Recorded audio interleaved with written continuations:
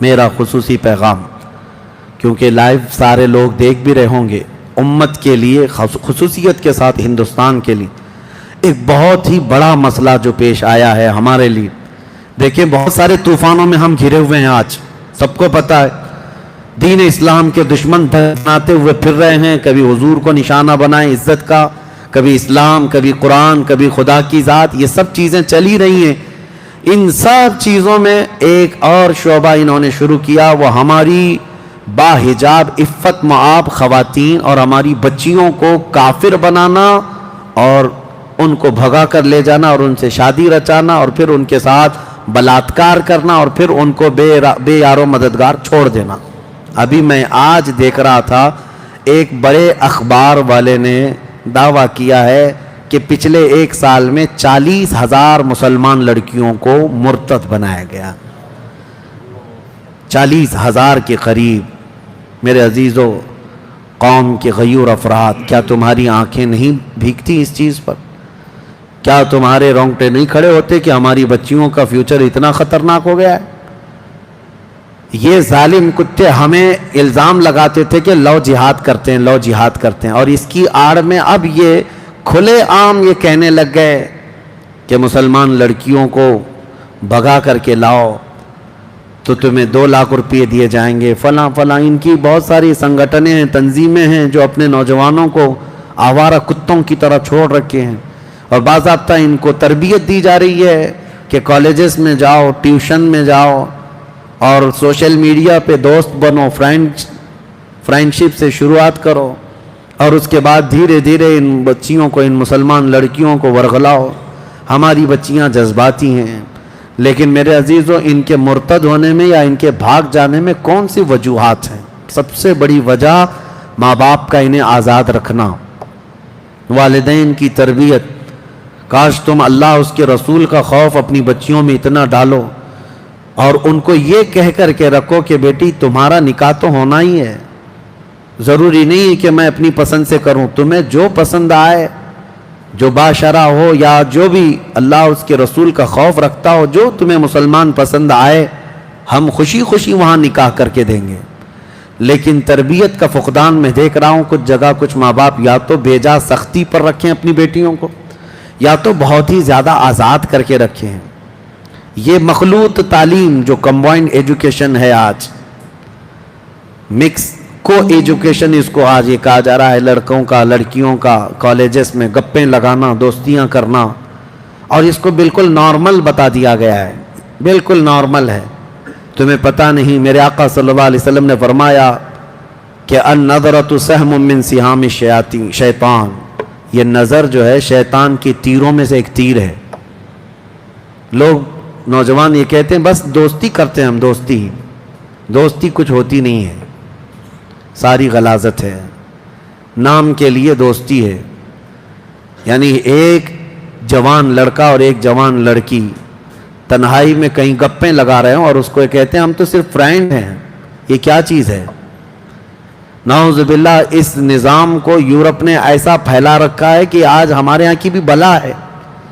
دوسرے کیسی فرینڈشپ رکھتے ہیں مجھے اس سے مطلب نہیں، لیکن تمہارے گھر کی بچیوں کو یہ اتنی تعلیم تو ہونا چاہیے کہ حدیث پاک میں ہے کہ اگر ایک اجنبی عورت کو اجنبی مرد نے ہاتھ لگایا، گناہ کرنے کی بات الگ ہے، ہاتھ لگایا غیر مرد کے ساتھ، اس نے ہاتھ پکڑی، تو فرمایا گیا قبر میں اس عورت پر 99 سانپ مسلط کیے جائیں گے، جس میں سے ایک سانپ کی طاقت ایسی کہ وہ اگر پہاڑ پر ڈس لے تو پہاڑ ٹکڑے ہو جائے. عورتوں پر یہ سختیاں ہوں گی. اور حضور اکرم صلی اللہ تعالیٰ علیہ وسلم نے یہ تلقین فرمائی کہ عورتیں اپنے پردے کی پابندی کریں. پردے کی پابندی ضروری تھی. حضور اکرم صلی اللہ تعالیٰ علیہ وسلم کی تعلیمات سے برگشتہ ہو کر کے آج بے حیا بچیوں کو رکھ کر کے انہیں آوارہ رکھا گیا، کھلے عام چھوڑا گیا. شہروں کا ماحول تو ہے ہی، اب دیہاتوں میں بھی جو نقصان دہ چیزیں ہمارے گھروں میں پہنچی. ایک تو انٹرنیٹ نے تباہی مچا دی، ٹیلی ویژن کے یہ سیریلز اور فلموں نے رہی صحیح کسر پوری کر دی تھی، اور ہر لڑکی ہر عورت آج ایڈکٹ ہو چکی ہے. ادھر آدھی روٹی بنائی اور ادھر سیریل دیکھنے کے لیے بھاگ گئی کہ چھوٹنے نہ پائے. کون سی دنیا میں ابھی جی رہی ہوں؟ میں خواتین سے کہتا ہوں کیا تم ابھی بھی اس پرانی دنیا میں جی رہی ہو جو کبھی کبھار چھوٹا سا ڈمرو لے کر کے آدمی آتا تھا سانپ کا کھیل دکھانے کے لیے تو بھیڑ جمع ہو جاتی تھی, محلوں میں آتا تھا کوئی ڈمرو بجاتا رہتا تھا اور سانپ کا کھیل دکھاتا تھا, اور پھر کبھی کسی بچی کو یا کسی لڑکے کو سلا کر پردہ اس کے اوپر چادر ڈال کر کے گردن الگ کر کے دکھاتا تھا. بچپن میں ہم دیکھے ہوئے ہیں, ہو سکتا ہے آپ نے بھی دیکھا ہوگا. تو کیا اب عقل آنے کے بعد تمہیں یہ نہیں پتا چلتا کہ یہ سب شعبدہ بازی ہے, حقیقت نہیں ہے؟ اسی طرح کی شعبدہ بازی ہے یہ جو ٹیلی ویژن پر دکھائی جاتی ہے, اس میں کوئی حقیقت نہیں, ان کا خود کا گھر نہیں, پیار محبت کے چونچلے دکھائے جاتے اور کچھ نہیں, جھوٹی محبتیں ہیں. اور دنیا نے ٹیلی ویژن کے ذریعے سے, ٹی وی کے ذریعے سے محبت کو ایسا بدنام کر رکھا ہے, جسموں کو حاصل کرنے کا نام محبت دے دیا گیا, جبکہ محبت اس کو نہیں کہتے. محبت روح سے ہوتی ہے. جسموں کی سکون حاصل کرنے کو لوگوں نے محبت کا نام دے دیا. ارے وہ خواہشات نفسانیہ ہے. آدمی اپنے نفس کے سکون حاصل کرنے کے لیے ہاتھ پیر چلا رہا ہے اور تم نے اس کو محبت کا نام دے رکھا ہے. چھوڑو ان تمام چیزوں سے باز آ جاؤ. میں اپنے نوجوانوں سے کہوں گا تم بھی نظر رکھو. نظر مطلب لڑکیوں پر اس طور پر نہیں کہ تم بھگا کر کے لے جاؤ. نظر رکھنے کے لیے میں یہ کہہ رہا ہوں کہ اپنی بہنوں کی حفاظت پر نظر رکھو. یہ نہیں ہے کہ تمہارے گھر کی بچی, پورے مسلمان بچیاں جہاں پر بھی ہوں, مشرق و مغرب, شمال و جنوب میں, وہ تمہاری بہنیں ہیں. بہنیں ہیں.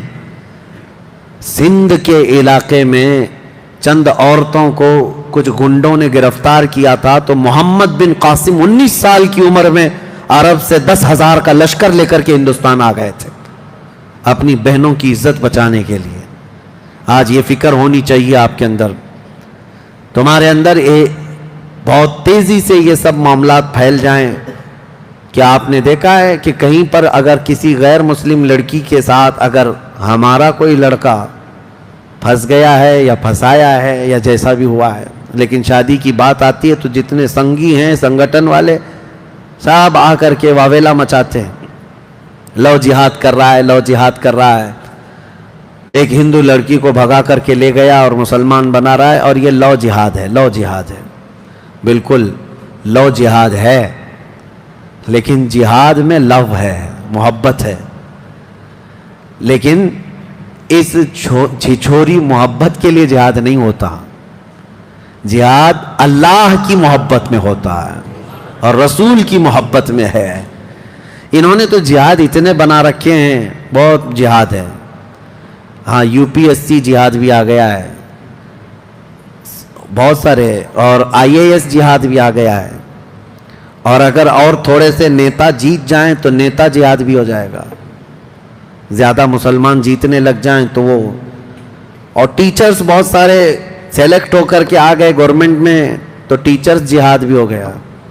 ابھی چند دنوں پہلے ہمارے ایک قریبی ہیں, ان کے متعلق میں سنا کہ انکم ٹیکس جہاد بھی ہے, کہ بیچارے وہ انکم ٹیکس کے اچھے ماہر ہیں, وہ CA ہیں, تو دوسرے کفار و مشرکین تانا دینے لگے یہ جو ہے نا ٹیکس جہاد بھی لائے گا.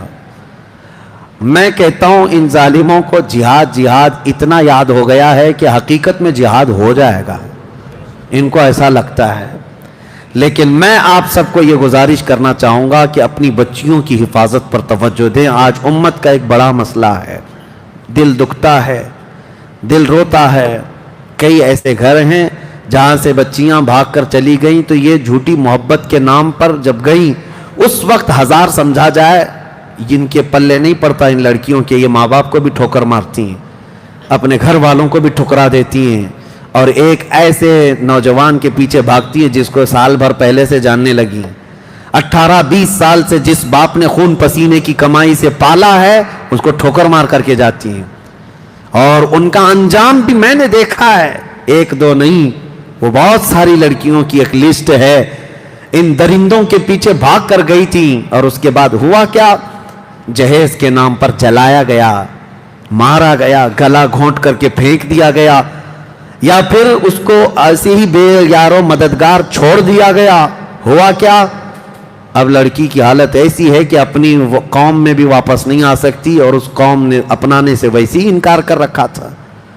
کتنی لڑکیاں ایسی ہیں میں آپ کو بتاؤں. میں دلی گیا تھا، ایک صاحب نے مجھ سے آ کر کہا تھا کئی ایسی مسلمان لڑکیاں ہیں جو شادی کے نام پر آئیں، پیار محبت کے چکر میں پھنس کر شادی تو کر لی، لیکن وہ غائب ہوئی تو ان کا پتہ نہیں چلا. اور کئی لڑکیاں ایسی ہیں جن کو دبئی میں لے جا کر کے بیچا گیا ہے اور وہ طوائف کے اڈے پر کام کر رہی ہیں. ایک لڑکی نے باضابطہ حلفیہ بیان بھی بھیجا تھا میرے پاس وایا کسی کے ذریعے سے کہ اس کے ماں باپ بھی اپنانے کو تیار نہیں تھے. انہوں نے کہا تھا ہماری بیٹی مر گئی ہمارے لیے. وہ دیندار گھرانہ تھا، غیر مسلم کے ساتھ بھاگ کر گئی، بہت سمجھایا گیا تھا، لیکن اس درندے نے لے جا کر کے بیچا. کسی طرح سے تو وہاں بچ کر کے وہ نکلی اور اس کے بعد میسج دیا، لیکن واپس کسی طرح اپنے ملک پہنچی، اپنے گھر تو نہیں جا سکی، تنہا رہنے لگی. کیوں اپنے فیوچر کو خراب کرتی ہیں یہ بچیاں، یہ لڑکیاں؟ اللہ نے قرآن میں فرمایا ہے، رب تبارک و تعالیٰ فرماتا ہے الزانیۃ والزانی فجلدوا کل واحد منہما 100 جلدہ. اللہ نے فرمایا زانی، زنا کرنے والے مرد اور عورت کو 100 کوڑے لگائے جائیں گے. اسی آیت میں اللہ تعالیٰ نے فرمایا ہے کہ الزانی لا ينکحها الا زانیۃ او مشرکۃ والزانیۃ لا ينکحها الا زان او مشرک وحرم ذلک علی المؤمنین. زنا کرنے والی عورت اور مشرک آدمی، یہ کسی بھی زنا کرنے والی عورت اور مشرکہ عورت مومن کے لیے جائز نہیں، اس کو ویسا ہی آدمی چاہیے. اور زنا کرنے والا مرد اور ایسا مشرک آدمی کسی عورت کے لیے نہیں ہے. اللہ نے فرمایا مومنوں کے لیے حرام ہیں یہ، حرم ذلک علی المؤمنین، مومنوں کے لیے حرام ہے. اور ہماری بچیوں کو یہ کون بتائے؟ ان کو ایسا لگتا ہے یہ مولویانہ باتیں ہیں، یہ دقیق باتیں، دقیانوسی باتیں ہیں، پچھلے زمانے کی باتیں ہیں. میں یہ چاہتا ہوں نوجوانوں تمہاری بھی ایسی کمیٹیاں ہونی چاہیے کہ تم اپنی بچیوں کی حفاظت کے لیے الرٹ ہو جاؤ کہ ہم بھی اپنی بچیوں کی رکشا کریں گے اور حفاظت کریں گے انشاءاللہ. اور جو بہک گئی ہے اس تک پہنچ کر کے یا تو اس کو اسلام کے متعلق اور رسول پاک صلی اللہ تعالیٰ علیہ وسلم کے متعلق بتا کر کے واپس لانے کی کوشش کریں. جہاں تک کوشش تم کر سکتے ہو انشاءاللہ اللہ کی مدد آئے گی انشاءاللہ. میں گیا تھا چند دنوں قبل ایم پی میں، ایک جبل پور علاقہ ہے، وہاں کی کئی نوجوان ہیں، بہت اچھا کام کرتے رہے. مجھے بڑی خوشی ہوئی ان نوجوانوں سے. پورے شہر بھر میں یہ نوجوان اتنے ایکٹیو رہتے ہیں کہ کسی بھی گھر کی ایک بھی مسلمان بچی کو کسی غیر مرد کے ساتھ اگر دیکھ بھی لیں تو وہ ایکشن لیتے ہیں. یہ نہیں کہ مارتے پیٹتے یا کچھ کرتے ہیں، سمجھا بجھا کر کے ان کے گھر تک پہنچا دینا اور اسلام کی اچھائیاں ان کے سامنے رکھنا. ایک دو نہیں، دسیوں بچیوں نے توبہ کیا اور اپنے گھر پر موجود ہیں الحمدللہ. ہمارے ہاں ہونا چاہیے. یہ آج ایک دو سے نہیں ہوگا، سارے علماء بھی اویئرنس لائیں اور عوام بھی اور نوجوان بھی. سوشل میڈیا سے بھی آپ لوگوں کے درمیان اور لڑکیوں کے درمیان یہ اویئرنس لائیں کہ تمہارا فیوچر خطرے میں ہے. کیونکہ اب وہ پیار محبت کے چونچلے نہیں جو کالج میں ہو جایا کرتے تھے، اب تو باضابطہ یہاں پر پلاننگ کے ساتھ، انعام کے ساتھ درندوں کو چھوڑا جا رہا ہے.